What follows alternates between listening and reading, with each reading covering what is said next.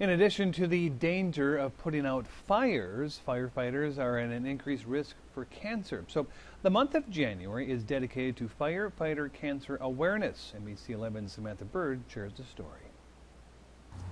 Firefighter occupational cancer is the leading cause of line-of-duty deaths in the fire service.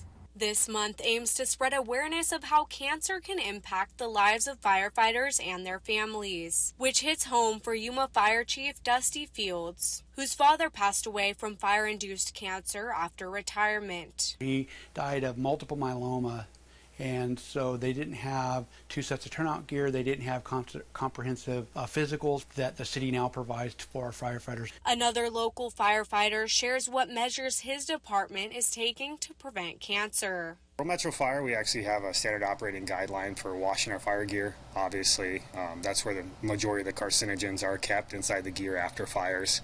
So we stress a high importance for our guys to wash their fire gear after every single fire. Rural Metro says the department also conducts yearly firefighter physicals, swaps out protective hoods after fires, and provides decontamination measures at the scene of a fire. Currently, there are no local Rural Metro firefighters with cancer, but there is one at City of Yuma battling at the moment. Reporting in Yuma, Samantha Bird, News 11.